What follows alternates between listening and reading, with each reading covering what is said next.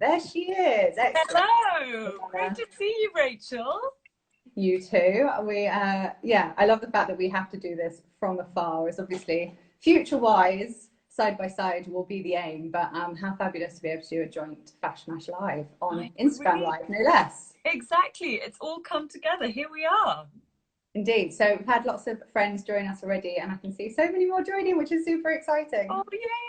Amazing. See, this is the thing that I've missed about our monthly speaker series and our regular get-togethers with everyone. We're built on community, and right now, thanks to lockdown, we need to do that digitally. Luckily, we're well placed to do that. We are, and actually what's so nice about it is that it's opened a world of opportunity to do things that actually maybe we should have been doing all along, because I know we've connected as FashMash and indeed separately with so many people that are from our community and in our membership that we haven't been able to see or spend time with for a long time because everybody gets too busy, of course. It's true. It's pushed us to think more. Indeed. Naturally, creatively, all of that. So go ahead. No, I was going to say, shall we begin with a little introduction? Yes, let's do that. Once a few more people are joining, and then we can start the actual discussion itself. You go first. And actually, I should say, while people are joining, and I've made sure that I'm close enough so I can see people joining, which is very lovely. Everyone, do feel free to interject, to ask questions. We're going to have a dedicated Q&A session at the end. We've already got some through on stories. So feel free, keep them coming. It's just me and Rachel. We're used to chatting to each other, so we can keep an eye on them. So I'm Rosanna Falconer. I am co-founder of FashMash, and I am also a brand consultant. I consult for fashion and luxury brands. Great. And I'm sure many of you know, I am Rachel. I am the other co-founder of FashMash, and likewise a consultant focusing on sustainability and innovation, which has my mind in a massive spin right now, which is all sorts of interesting and exciting and scary and everything else going on, much of which we will touch upon shortly. So there's so many people waving. Hi Camilla, I saw Stephanie as well. Nice to see you guys. George is saying hi to his mum, who's also on, which is also exciting. Great to have her here. Indeed. So let's say, I think really what we should begin with is why we're doing this. FashMash Focus. We love an alliteration. As founders, Rachel and I spent a lot of time at the start of this crisis thinking about what our community needed. Now, as I mentioned, we are an 8-year established community. We have 500 members globally, from fashion, from tech, from really brands and retailers that push forward the industry. Now, we're built on in real life events. So that might be our monthly speaker series, that might be an intimate breakfast for members. And of course, what we're faced with now is we can't do that. So in adversity comes creativity. And what we wanted to do was offer our members something that goes back to our original mission as a business, which is to encourage open conversation and sharing of ideas to help move the industry forward. So we launched FashMash Focus, which is going to be fortnightly discussions between members. At the moment, they are virtual. So we did our last one on Zoom as a virtual lunch. And then we're going to be hosting these to round up and bring further analysis and insight.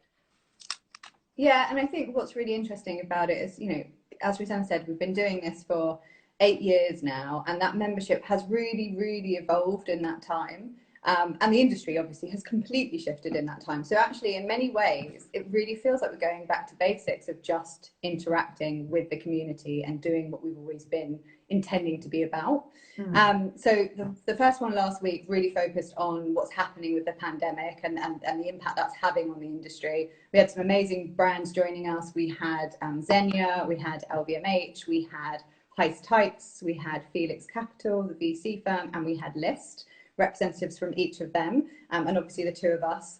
And it was just incredibly insightful. There was lots of thoughts shared, lots of things about challenges, lots of things about hopes, and as I said, everything sort of tied to the crisis and what that means. So our aim today is to recap on that session, talk a little bit about all the things that that were mentioned throughout that, and also bring some of our views. Needless to say, Rosanna and I are never short of a few words. So we're going to bring all of that together, hopefully, within this time frame to prove useful to some of you with any luck. And finally, just to say, yeah, we're hosting here on Instagram Live, and I'll be covering this further when we talk about marketing later. But, you know, this is the standout digital trend of lockdown, fashion brands. Instagram Live was actually launched in 2016, but it's only really just been seized upon heavily by brands and retailers. And very wise of them, growth on the platform doubled in the first week of lockdown in Milan, so in terms of views on Instagram Live, and then there has since been a 70% increase with this more global lockdown. So we're here, there are lots of you here as well, which is most exciting. Let us begin. So Rachel, I would love to know what has most inspired you this week. I know this is something we're going to be asking every session of each other. Please tell me. So you're going to laugh, and I'm sure lots of people watching will laugh as well, because I told you this yesterday, and I said that I would think of something else, and my answer is Tiger King, which I'm sure is wholly unimpressive to a lot of people, and I don't think inspired is actually the right word. I think the right word is probably fascinated. Okay. But that literally has taken up a lot of my thoughts, because it just shows us such insights into different types of humankind. But to think a little bit more maybe intelligently, specifically to today's conversation, I've been trying to use this time to do a lot. Thank you for some of the feedback there, people. I'm trying to do a lot of additional reading at the moment, using this time to sort of really dive into areas that I'm particularly passionate about. So I've been focusing a lot on biodiversity right now, and hopefully that will be something that will come into a lot of our conversations in the future as we dive deeper on sustainability and what that means and the role that the fashion industry has to play on biodiversity. And then on top of that, I've been reading a lot around everything to do with economics, basically. And Nassim Taleb has been my go-to of late. So reading a lot around Black Swan and around his anti-fragile commentary. Many of which I could talk about in a lot of detail, but I won't today because we've got tons of other things to talk about. But some of that might come into the conversation in a little bit. Rosanna, how about you? Have you watched Tiger King? I actually only made it to episode 3, and I kept saying to my husband, where is this big moment that has got the whole nation and globe fascinated? And it turns out I know that it's that you need to watch it from certain perspectives, and it has a lot to say about animal rights but it wasn't for me. Something that is for me is a podcast. So by one of our Livia Firth, who I'm sure a lot of you, she was our best-selling talk for FashMash Pioneers back in October last year, best-selling speaker, has teamed up with Lucy Siegel. They are the two thought leaders in sustainability. Absolutely. And also the women behind True Cost, which you should also be watching on Netflix as well as Tiger King. So they've finally launched a podcast, Fashion Critical, and it is brilliant. I listened to the first episode twice, actually.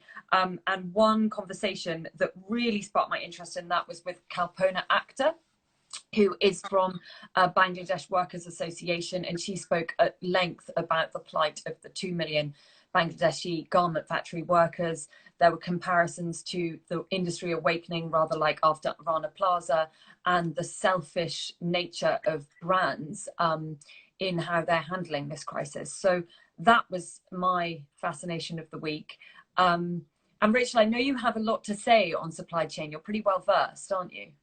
Yeah, I mean, so this was obviously one of the biggest takeaways from the conversation that we had with FashMash Focus last week, and inevitably it's one of the biggest discussion points that's going on in the industry right now with this pandemic. So it's our first major highlight, I suppose, of today's conversation as we try and recap on some of the key thoughts that are going on. I mean, the fact is we know that this pandemic right now is the biggest threat we've ever seen to our industry. The pandemic has completely shuttered the supply chain in a way we've never seen before. And that idea really of business as usual is over. And if you're trying to still do business as you have always done, you're obviously not going to succeed. I think what's really interesting here is that the extent of the fallout is not yet really known, which makes it really hard to plan. You know, we don't know whether it's just a matter of weeks or it's a matter of months until things start looking like they're getting back to normal, for want of a better phrase, because who knows what normal is anymore. I was talking to somebody yesterday and they were saying that for them, the reality of having, this was a completely different type of business, it's actually in education, but for them, the reality was looking like summer 2021 before they actually had in-person education again, which I thought was fascinating to them, our industry, because that's over a year away. So all sorts of things can happen within that time, but the point is we need to be thinking about the now and the next as much as we can and trying to plan. The current season is obviously on pause, that goes without saying, and obviously that has a massive sort of knock-on effect in terms of the revenue for all of these businesses. I thought that some of the stats are very interesting around this. If you read the Business of Fashion's update to their State of Fashion report for 2020 off the back of coronavirus, they say with McKinsey, they say that the global industry for luxury is going to contract by 35 to 39% this year compared to 2019, which is obviously absolutely huge. One of the things I particularly liked about that report, and I've been thinking about a lot, however, is this idea of a Darwinian shakeout. And I'm just going to quote from it because I think it's said very articulately. It says, this crisis will shake out the weak, embolden the strong, and accelerate the decline of companies that were already struggling before the pandemic, leading to massive waves of consolidation, M&A activity, and insolvencies. Now, of course, that's going to affect people, which I think is one of the things that we really need to talk about in a lot of detail relative to the supply chain, which I'll come to. But one of the things I kind of keep thinking a lot about is that many companies, arguably in this industry, have been bailed out way too many times. And I do think there's some positivity in this idea of shifting out the dead wood, getting rid of those businesses that fundamentally are not successful anymore. We are in an industry that is massively oversaturated. And some sort of streamlining within that, relative, of course, to people that would therefore lose their jobs, but streamlining to make for better businesses, successful businesses to continue to succeed, I think is only a good thing. Now, as I said, there is obviously the impact that has on people within all of that. And I think it's really important that we recognise that workers down the supply chain particularly are really negatively affected right now. And that's obviously been one of the major discussion points, as you pointed out with the podcast that you've been listening to, which I haven't actually listened to. So that's one of my takeaways from today already. I'm going to go and listen to that later this evening. So I think we have to really recognise that. And that's about obviously workers that are here today working, at the same level that we are within the industry, all the way down through the factories to the farmers on the ground. Every single person within this is affected, but obviously there are some more significantly than others just by the nature of their livelihoods, full stop. There's been a ton of campaigning around this. How do we protect those workers down the supply chain within the suppliers as much as we can? And I think that goes without saying that it's so important. We cannot have brands cancelling their orders in the way that we started to see at the beginning of all of this, recognizing that actually there are other people that need to be protected, not just the businesses, full stop. And for anybody interested in kind of following this as it sort of evolves, there's a great guy, he's here on Instagram, but I follow him on LinkedIn particularly, called Mustafiz Udin. He's from Bangladesh, and he's one of the sort of leading voices within all of this as well. So I would highly recommend kind of following him. He's tracking literally which businesses are and are not supporting their suppliers throughout it. So that sort of side of things I think has been so critical. It's the most obvious side right now because it's sort of most front and center on it. But the reason I bring it up is because what I think is really interesting about this for the sort of long tail impact is actually the awareness that it's bringing. So I'm really bullish on transparency, and I always have been bullish on transparency. But there's a really big difference between... Oh, Rachel, sorry. I've just seen an inquiry come through. Everyone is asking, can you spell his name or share his handle? Yes. Do you want to type it in as a comment? That would be quite innovative. Let me see if I can type it in. Okay. Actually, how about if Rachel keeps talking, I can type it in because I have his name noted down. But Rachel, I think you also... one word for his Instagram account, Rosanna. Oh, okay, perfect. So guys, I'm just going to... Rachel will keep typing and I'm just going to spell out his name. And as she said, it's all one word for his Instagram account. So Rachel, please continue. Sorry to interrupt. Hopefully I have actually got his spelling right in our notes. So if for any reason it's incorrect, I will correct that later on. But yeah, as I say, I'm really bullish on transparency, full stop. And I think the key point here is that there's a really big difference between us within the industry talking about the supply chain and talking about what happens sort of down throughout it in terms of who makes our clothes. And obviously we know that there's the massive campaign that Fashion Revolution does coming up next week around that exact subject. But there's a really big difference between us talking about it and consumers at large talking about it. And obviously that's always been Fashion Revolution's aim, to get much broader consumers talking about it. And I really feel, and I appreciate that we are in this sort of bubble within the industry ourselves, but I really do feel that what's happening right now is more and more awareness being brought to the fact that there are these people that are working in these factories that are affected by what we wear every single day. So I think that idea of who makes our clothes and that idea of transparency is a positive thing that can come out of all of this crisis, that can actually be something that we take away as a positive that we need to consider within our businesses, full stop. Now, obviously, sustainability at large is something that we talk about all the time within FashMash. It's been a big part of obviously pioneers in the past, and it will be a future topic within FashMash Focus. It's not the major focus of today, although it obviously comes into so much of it. But I am really hopeful that is one of the positive outcomes of this, that there is more of a demand for responsibility for the people that work within our industry beyond the immediate brands. So that's kind of my main points on the supply chain, and obviously that's around a lot about what's happening now. And I think the other side is obviously what happens next as well. As I mentioned, there's a lot of difficulty going on with it. What do we actually do for next season? Like, things are not being designed, things are not being produced. So where does that all lead? And Rosanna, I'm going to throw it to you because I know you've got loads to say, and fashion weeks particularly seem like one area that we are all thinking about right now as to, does that even exist later this year? Yeah, because I think if supply chain was the immediate effect and the immediate top of the list, the top of the agenda item for brands, then Fashion Week, certainly for marketeers, is next in line. And for me, it also symbolized the moment when I saw the synergy and between the industry and COVID-19. So it was this image which is imprinted on my mind and went out across the wires and was picked up by a lot of papers, was the Piazza del Duomo 2 days, maybe just 24 hours after the end of Milan Fashion Week, completely empty, save for pigeons and police. And Rachel, you did a little twist there. That was exciting. And this is a piazza. It's not only symbolic of the capital, but it is also usually teeming with tourists, with selfie sticks, and during Fashion Week with influencers getting their shots of their looks. This is at Milan Fashion Week, Armani took this bold step to host a virtual catwalk show, and then Paris began. And brands, I really felt like Paris, the catwalk reports at best felt a little bit irrelevant, and influencer activity at worst felt poor taste.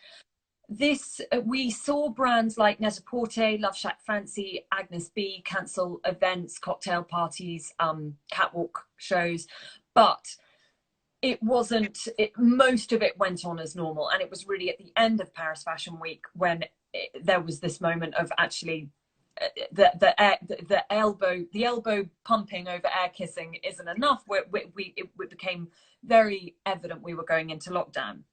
So in our conference call last week, I would say the takeaway was that this was a much needed respite, breather, moment to take stock, and really a moment for brands who have been trying to fight against convention for quite some time to actually seize that opportunity. The big question, is it the death of Fashion Week? Well, inevitably, the June shows, so that's men's, that's cruise or resort as some refer to it, and couture will not be taking place. September is, that's the big question. I personally doubt it, and I think the takeaway from last week's call was that was also the general consensus, that it doesn't look likely that it's possible. At best, Fashion Week for me, I think it provides particularly small to medium brands with a global platform on which to showcase and market their designs.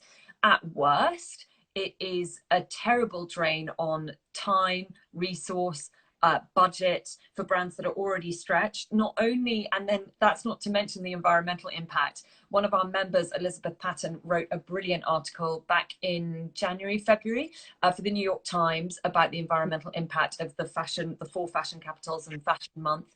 241 tons of carbon emissions generated from just getting these brand representative press and buyers to the four fashion capitals around the world.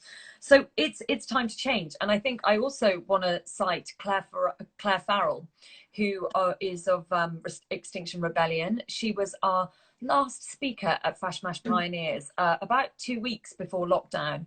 And she was a rallying cry for the death of Fashion Week.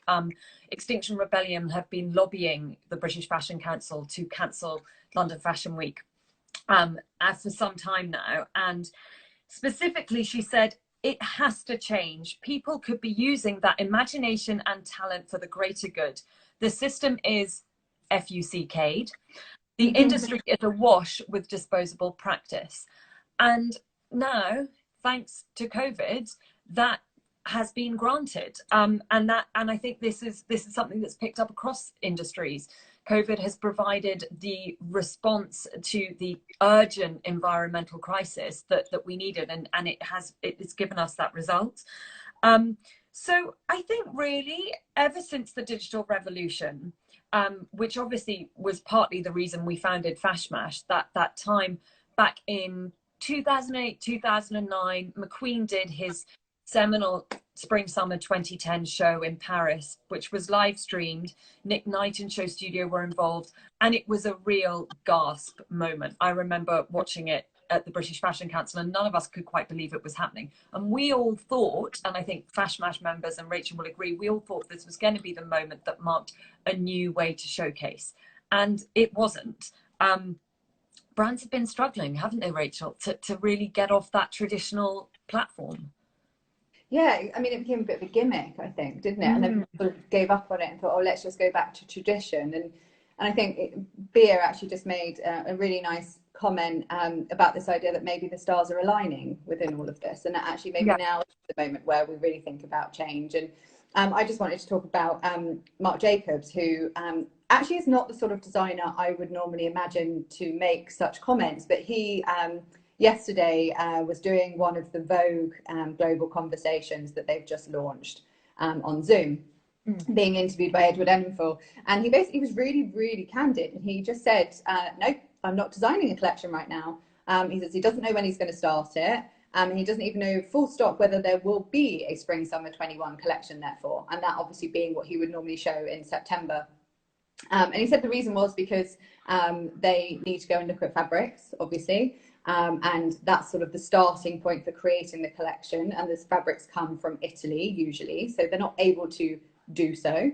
And they need to therefore start thinking about things completely differently. And what I really liked about what you said, which is very sad actually, but is very interesting, is that he mentioned this notion of like that he's in grieving.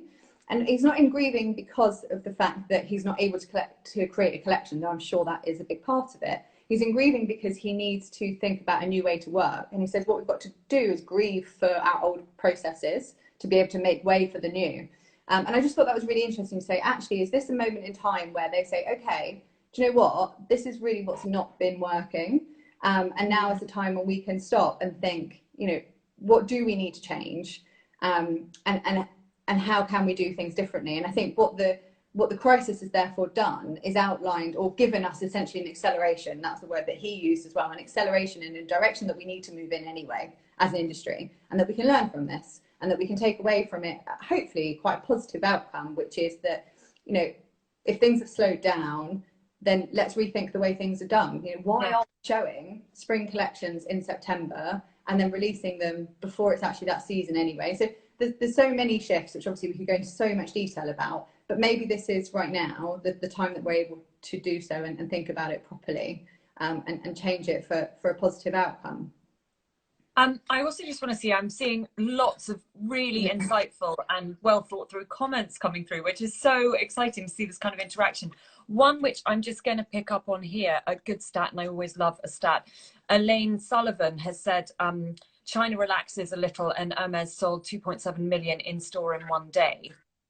Rachel and I are going to be covering the consumer shortly. So we have also picked up on that, and we'll be discussing that because it's quite something. And then, yeah, just really everyone's interacting a lot about the supply chain, the plight of the supply chain, and the new normal for fashion. So thank you everyone for your comments. Right, Rachel, I have now completely interrupted my flow of thoughts. Well done me. Your train of thought. I want to just add one thing also, that a lot of people are commenting around this sort of balance, particularly this crisis, the climate crisis, how all those things to come together. And I think one thing to say right now probably is that that conversation is so massive, and I think one that we need to really, really focus on in depth. Yeah. So although we're not going to go in depth on that today, we've got absolutely tons to say on it, and I think that will be a future session. And I think that balance that's being discussed in the comments around, you know, this sort of consumer angle, which is something we are going to come to, as Rosanna said, but consumer angle around how we shop and how that changes is certainly a future consideration, and also that balance between the responsibility that sits with brands and sits with governments. So hold that thought a little bit. We'll mention some of it today, but we will also do a dedicated session, because what we want to do, and what we're doing with all of these, so it's just for people that have joined and didn't hear the beginning, is that, you know, what Rosanna and I are doing today is recapping with a lot of our thoughts based on the comments that we have during these sessions that we're calling FashMash Focus, which is taking experts from the industry and having these roundtable discussions. So I think a lot of those are very focused in their topics. We have various different themes coming up, and one of them will definitely be around the climate crisis. So just to say that, Rosanna, back to you. We were talking about Fashion Week. You're going to talk about and just, I mean, so essentially, just rather like you and I have with our creativity and adversity, and trying to think about what our community needs at this time, in the same way brands are going to need to think creatively about how they showcase their product. As I mentioned at the very beginning, fashion brands have been quick to try new formats. And that is one of the marvelous, brilliant, one of my favorite things about this industry. It thrives off the new, and the leaders aren't really afraid to try new things and kind of see how they go. Instagram Live adoption is a prime example of that. And I'm sure all of you have noticed the number of designers, of journalists, from Jeremy Scott to Philip Lim doing the cooking. People are seizing this platform, which is really exciting. The takeaway from our virtual lunch with these founder members was that personality is key now at this time. More than ever, it has real power.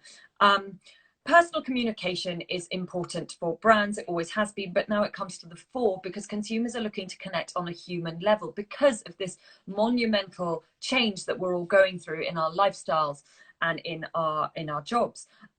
They want brands to demonstrate their values, to demonstrate their vulnerabilities. And really, let's not forget, traditional marketing platforms are now out. Events cannot be held, and ad budgets are being slashed because, I mean, the economy. There's a whole other topic, and Rachel recommended some great authors on that at the beginning.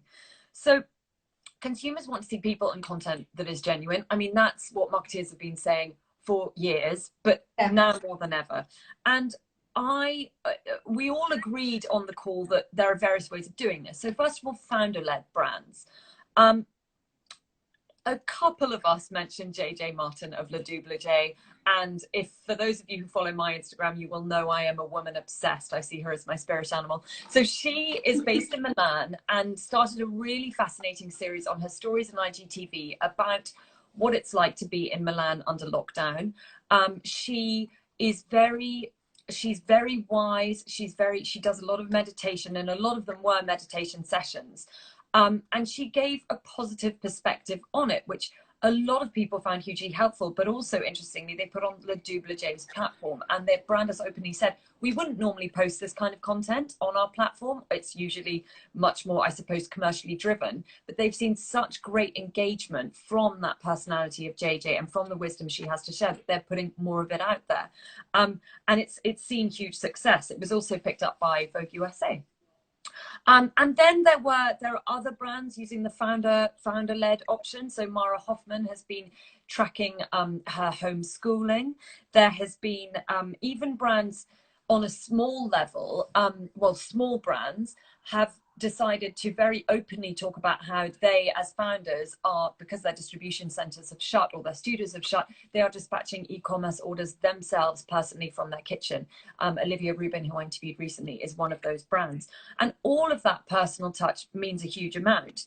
But just to sorry, add go on. to that, Rosanna, no, I don't want to butt into you, but just because there are loads of comments on this, I think what's really interesting about what you're picking up on is this notion of founder-led, and this idea that the authenticity comes from the voice of the person themselves. And loads of the comments we're seeing is how many, to quote Ollie, there's a lot of dreadful authentic content out there at the moment. You can't get personality from an agency, which arguably is true. And we're seeing, we're actually going to have a separate FashMash Focus specifically on marketing to really pull this apart, particularly on its own.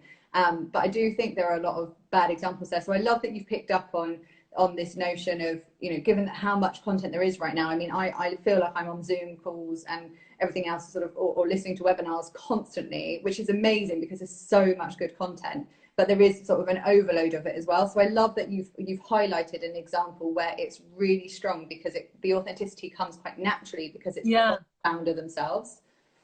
And let's not forget, not all brands have, and that is a great comment from Unmade Team that I've just seen, a rising majority that wants to buy into a brand, not buy from a brand. Yes, I hear you.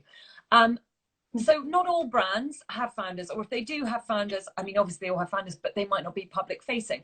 So then it is the time to have an injection of personality from brand ambassadors, influencers, tastemakers. Crucially, the brands that are winning here are the ones who have established organic relationships that they have been working on for years. This is not the time, not only because of budget, but I think also because influencers are aware of their power. They are aware that there is a 70% increase in engagement on the Instagram platform. Facebook have been working to keep the lights on. They actually said in a statement from the company their traffic has gone up so much. So influencers are aware of their power. And this just, I think, first of all, it's important to say this has to be the right influencers. So there are, just like Rachel mentioned at the beginning with brands and retailers, there will be influencers who fall by the wayside. So those who rely on outfits of the day, maybe tropical, fabulous backgrounds on their travels, which obviously we can't do anymore, or if they rely on professional photographers, that's not really gonna fly anymore, or be possible indeed.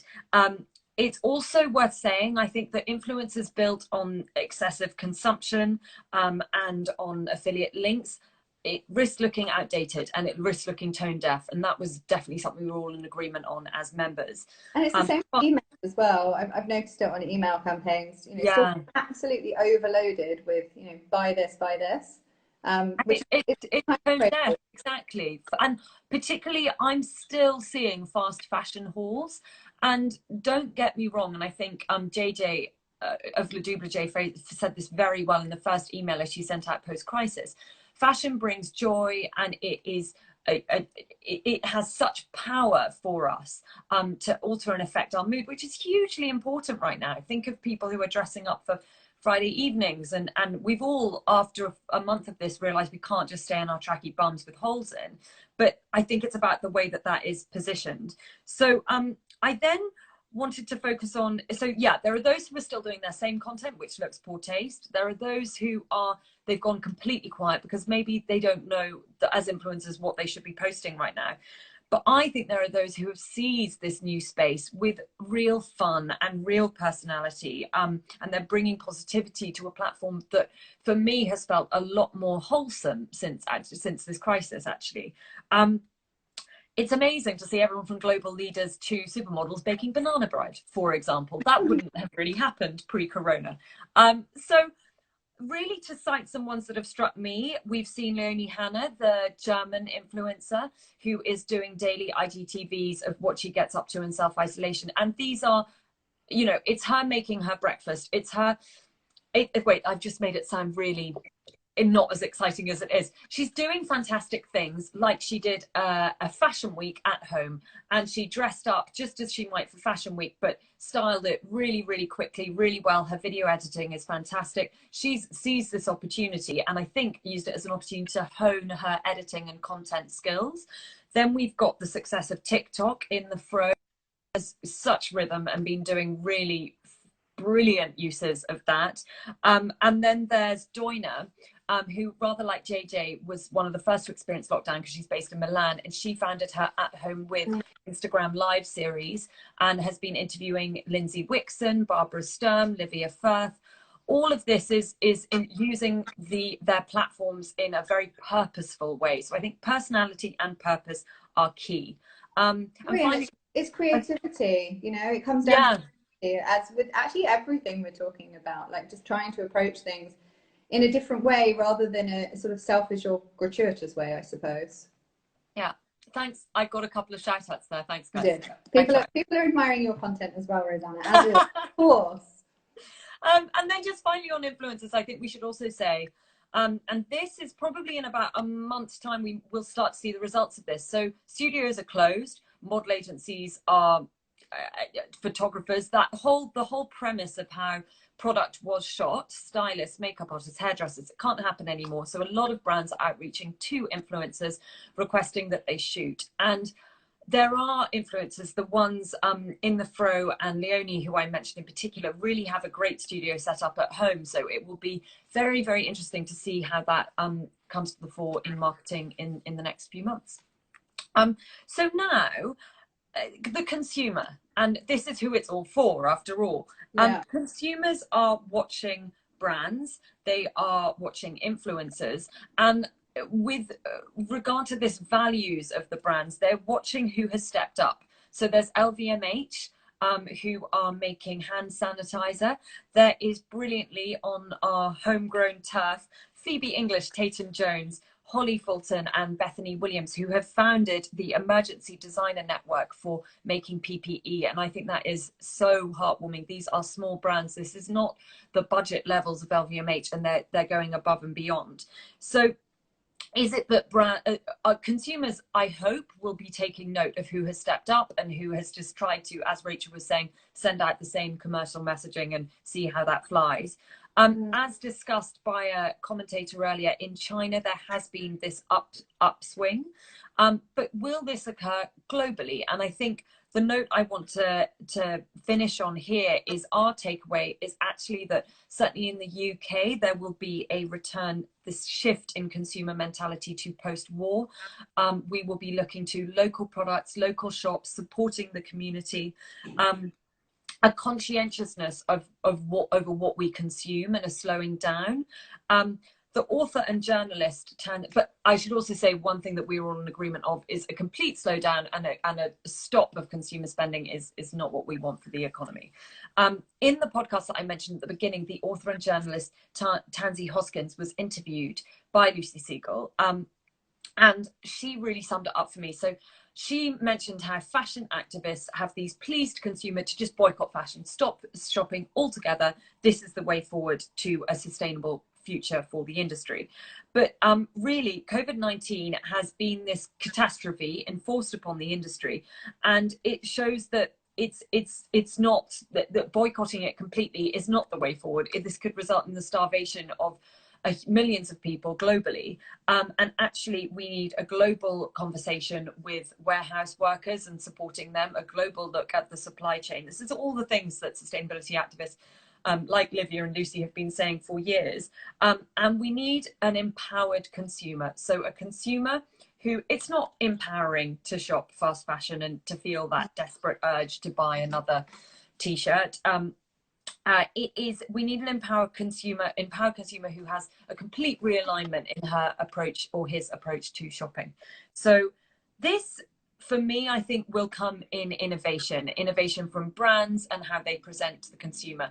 Rachel, you have always been my go-to woman on innovation. So please tell me more about how you see that progressing. Why, thank you, Rosanna. I'll take that one. No, kidding.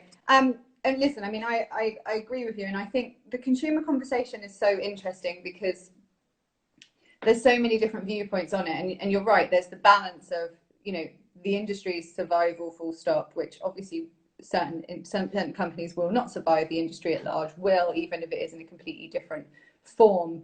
And I do think that's necessary. You know, we need change to happen. We need a more sustainable industry in some capacity. You know, circularity is a massive part of this discussion, and I think a huge opportunity that's outlined right now to try and kind of to grab it and run with it. And I think we need to sort of rethink about growth altogether, which is a topic that I would love to talk about for hours and hours, and I will come on to some of that. But I think innovation at large, now is such an interesting time, because when the chips are down as they currently are, that there's kind of two things that can happen. One is that you fight to survive. You sit there and you think, how can I just get through every day, fix this notion of business as usual so that things continue to work. Or the other way around it is to say, how can I be really brave here? How can I say everything is crap right now, so let's use it as an opportunity to rethink things. Let's reimagine, let's reinvent, let's be innovative. And that, what I love about that is this idea that, it's a very well-known phrase, but necessity is the mother of invention, ultimately. And what's really interesting is that when you stop and look at the kind of businesses that do well out of this kind of decline, or any kind of crisis, actually, certainly economic ones, the ones that think around innovation first tend to be the ones that recover the fastest. And so they always tend, or even survive, are more likely to survive. So I think there's tons of opportunity there to sort of rethink things. And actually that will be in all sorts of different forms. I mean, today is an amazing time to be a startup that's working in digital workspace, ultimately. Look at Zoom, for argument's sake, the most obvious example. Like, all of us have fundamentally changed the way we work overnight. Like, every single one of us is working a completely different way to how we've ever worked before. Now, obviously, there's lots of freelance people that have worked from home a lot, but their livelihoods have completely shifted as well. Like, full stop, there's not a single person other than, God bless our NHS and the equivalent examples all around the world that are doing their standard jobs in the same ways, but much harder. But for the rest of us in this industry, things have fundamentally shifted, and things have shifted for business as well. And I think what's incredible about that is that it's really proving the necessity of technology. And so I think there's only going to be more of it. There's that sort of digital workflow within production side of things, and I think that space is really going to vastly increase, and sort of seeing how can we use these new tools to help us actually drive the collections, through sort of the supply chain itself. So obviously in our communications with suppliers, but also in the actual design tools as well. Obviously in fashion weeks, as you mentioned already, Rosanna, tons of opportunity around that. And in the collections themselves, do we even need a physical collection to be shown if there is a version of Fashion Week in the future at all? Or could somebody like Marc Jacobs, who we were talking about, do just a completely digital version of his collection down, in the future, that in some way, shape or form is then bought, that then becomes a real collection thereafter? And I think, you can tie in all sorts of technologies there, from, 3D printing all the way through to augmented reality. I mean, you name it. There's, as I said, and digital showrooms, let's not forget them right now, tons and tons and tons of opportunity. So if you're a startup in that space, you're in a good place right now. You certainly have the opportunity to be down in the future. I'm super aware of time, and I'm similarly to you, Rosanna. We could keep talking, but I want to take a few questions before we end on something quite exciting for FashMash, I hope. So let me just open the questions app here and see. And while Rachel does that, because these are the questions that came in through stories, or we'll pick a couple of them. I also think if I'm going to flick through while Rachel's doing this, because I've seen some questions coming through, and we can pick up on some of those. Rachel, over to you. Yeah, cool. Okay, so some of the stories that we've got quite a lot of questions off the back of the ones from stories, and they're not actually showing up in the app here. So I can remember one of them certainly, which was around Rosanna, are you sure there isn't? There should be like a little question thing in the bottom. Yeah, on the question thing, we've got one question in there which has just come in, which I'll share in just a second, but the other ones are not now showing, unfortunately. But I did look at them before, yeah. So one of them was around circularity, and I sort of mentioned that very briefly just now, but the opportunity for circular businesses within all of this and what that looks like. So Rosanna, you obviously do quite a lot with some circular businesses, as do I. So I'd love your view on that first. Yeah, well, I think first of all, it's worth saying, so I have looked a lot at the rental market. In particular, I work a lot with the co-founder, Victoria, who is fantastic. And inevitably, there is, just like there is a slowdown in consumer spending, there is not the very buoyant market that there was, certainly particularly in party season for the rental market. It's going to have slowed down. There is no denying. But taking the positivity and the optimistic tone out of all of the conversation that we had last week, and particularly today, I really hope that we're conveying this. If we're talking consumer awakening, and if we're talking consumers being turned off, I'm seeing a lot of discussion about it in our comments as well, turned off by this kind of mindless spending, then if rental brands can seize that moment, then this is just going to push them even more. I think last year, with the climate crisis coming to the fore more and more in the news, rental brands were also able to jump on that and find success there. So I see it as a positive thing for clothing rental companies. I do think that the market became quite saturated last year. I think there may be a few that, just like with influencers, like with brands, like with retailers, there may be a few that don't see it through this crisis, but those that succeed should be the go-tos for consumers. Yeah, agreed. Now, because we're really short on time, I'm going to leave your answer there, and I'm going to just post this one from George. But I want to bring this up because I do actually think this is really interesting. Like, what is the future of the high street post-COVID? And actually, the one viewpoint that I wanted to share that I think is going to take a lot of consideration through this, obviously goes back to that early point around the supply chain and what's happening there, and the sort of cancellation of orders. And actually, that's to say that I think one of the biggest things that this is highlighting right now, and will need to be considered really significantly as we move forward in the industry, full stop, but certainly in fast fashion. And I know this question is about the existence of the high street, but just sort of answering it more broadly for right now, is the idea of waste, and the fact that this is sort of highlighted how many products, full stop, there are in the world, how many products are sort of constantly existing throughout the supply chain, and then how much waste there is that comes out the back of it. And I think we need to be addressing that. You know, nobody was expecting, within our industry certainly, that a pandemic like this would come about to the extent that it has. And that sort of denial has obviously led to a sort of significant crisis, which, because of the way that our business model was set up, couldn't be avoided. And I think that we, you know, for all sorts of other reasons relating to the climate, need to be addressing waste more seriously. And I do think that, you know, that will come into the sort of consumer behaviour side of things as well. You know, as you were mentioning, Rosanna, this idea of circularity is really important, and then that sort of plays a part with the future of the high street in terms of the physical store. I think there'll be this sort of rush of people wanting to be in physical places. That will obviously most likely be a sort of steady return to it per se. But I do think people are going to act quite differently after this. You know, I hope that there is a sort of reduction in consumer spending from a desire and want perspective, though I appreciate that there will be, as I know lots of people have commented on this notion of revenge spending that will come out the back of it. But I do think that people are going to be a little bit more considered and a bit more conscious, and I think that will impact the way that they shop as well. And so, as with, you know, all the times we talk about this notion of the death of the high street, I don't think that will be in existence, but I think there will be a streamlining, as we talked about earlier, this Darwinian shakeout that will massively impact some of the existing high street brands that just really shouldn't be there anymore. Ollie's just mentioned Macy's in the US as one of the examples. And we've had just in the last week, so Debenhams, Cath Kidston, Oasis and Warehouse. Yeah. So you took the words straight out of my mouth.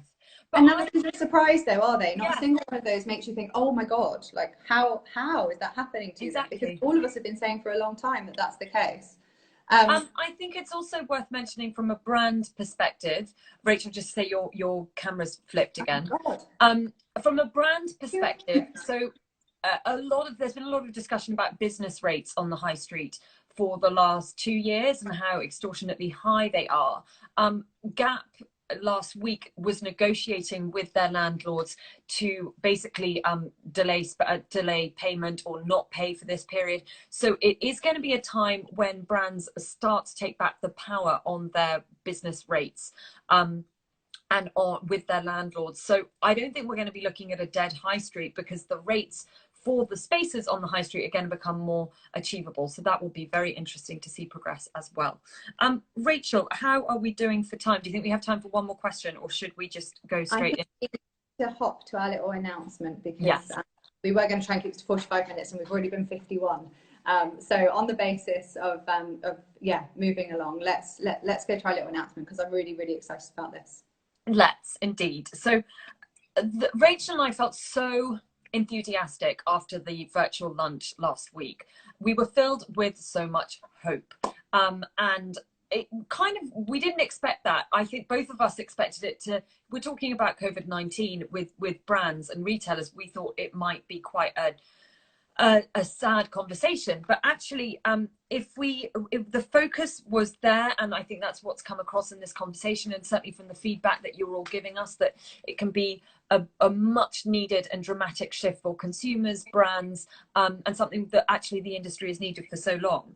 So we are going to be focusing on hope. You are going to see this across all of our channels. It will be the theme for FashMash, and bringing hope across the platform for our followers, for our members, from strategies to careers, to advice. And I think we should also say that we're going to really anchor this in practicality and being realistic as well.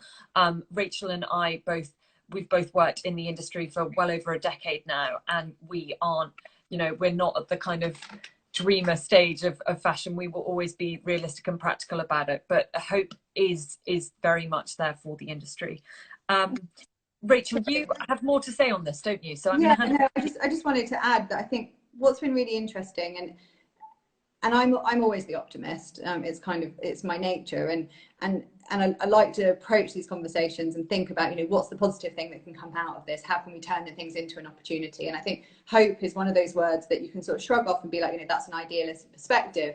But actually, it can be really realistic, and it can be really practical. And at the end of the day, we know that this industry needs to change. And therefore, if we can approach the sort of crisis that's happening and everything else that we talk about through that lens of opportunity, then I think we can get to a much better place. And I think when Rosanna and I were talking about this, what was really interesting is that hope has actually always been that red thread through FashMash. Like that's always been the case. Like, we were founded on the basis of connecting people to better the future of the industry. And that only comes with positivity. And I think within Pioneers as well, we always end our Pioneers conversations on asking the person what their hope is for the industry. And so I'm really excited about this. I want to bring it out a lot in the way that we speak about things more in the future, but also be, as Rosanna mentioned, about this idea of practicalities and realism. How do we turn that hope into something that then becomes a sort of realistic for what we're doing. So on that basis, we need to obviously talk about what our hopes are, and that's how we will end today. So Rosanna, what is your hope right now for you, for the industry, for what's happening within everything that's going on? So I've noticed there was a panic when lockdown first began, a panic across the board, and that's inevitable. It's in human nature. But I feel like now we've had time, a peace and calm is settling all of us. And what I'm seeing on social media, in the news, just in my peer group, is people having the time over this, what is going to be a long period of lockdown, or certainly intermittent lockdown, to take up hobbies, and specifically useful, long forgotten ones. Banana bread. I think I've mentioned it 3 times. It's probably because I have banana bread right in front of me here. Oh, but it is the phenomenon of lockdown, and that was. So let's talk cooking first of all. We're not all actually ordering Deliveroo, as I think a lot of people thought that they might be. We are going to the back of our cupboards. We're aware that we shouldn't be going to the supermarkets too regularly, ideally once a week, as the politicians have said. So we are cooking innovatively and creatively. And then with a focus on fashion, for me, it's mending. So last night, I finally worked through my pile of mending. And it was so gratifying to do. And actually, I had the time to do that because of lockdown, because we have time to ourselves. And there are great initiatives. So the Clothes Doctor, Lucinda O'Connor, is a member of FashMash. They have founded an online mending tutorial series. And that I love, because it's based again in practicality. And the thing about sewing is it can come across as this kind of old art that's really intimidating. You don't know where to begin, and it's so easy to sew on a button once you know how, but it's surprising how few people do. So sewing, that is my hope, and time and peace. Sounds very philosophical. Rachel, how about you? Yeah, no, I love yours, and I think that very nicely ties back to the notion of obviously circularity that we've talked about, and how do we sort of restore reuse, keep hold of what we've got in the back of our wardrobes, which we all now have time to go and dig out. Mine ties into it, actually. Some of you might have seen Lee Adelcourt, who a big trend forecaster. She mentioned at the beginning of this crisis this idea of the quarantine of consumption that we're all living in. So my hope is that we as consumers do approach shopping quite differently after all of this, which of course ties into this notion of mending as well. But more importantly, that businesses do too. And I think one of the big opportunities that exists right now is how do we start thinking about moving into sort of post-growth society and rethinking really what is important, like why do we exist as businesses in the first place and what are we trying to achieve? And I think when you tie that into the climate crisis, which arguably is as big, certainly, but probably more likely to be bigger than what we're living through right now, then we need to start thinking about how do we look at businesses through the lens of natural and social capital instead. And I think if we can start to put people and planet first, which this whole crisis is really bringing to the fore when you dig into it, or at least put those things alongside profit as we rebuild this economy, we're going to end up in a much better place. So that's my hope, is a total rethinking of everything, really focusing on this notion of post-growth. So it's a very long road, obviously, but fortunately that gives us tons more things to talk about in the future, Rosanna, which I'm really excited about. But we are nearly at an hour now, so I think we're going to have to wrap. So my major takeaway from today is about 8 more subjects that we need to have discussions around in the coming weeks. So I'm looking forward to that. Yeah, everyone will be back in 2 weeks' time. So please come. I've been so thrilled with the engagement today and to see so stimulated by your comments. They've been fantastic. So thank you very much indeed. And if we've missed your comment or anything, then DM. We're always on it. Yeah, thank you, everyone. Send us comments. And also we've mentioned loads of things like podcasts and names of people and things to do and see and everything else. So I think we'll do a post sharing all of that as well, so that people can dig into all of that and have some more reading and stuff like that to do whilst we're in this little quarantine time. Brilliant. Thank you, Rachel. Thanks everyone. Take care. Bye. Bye.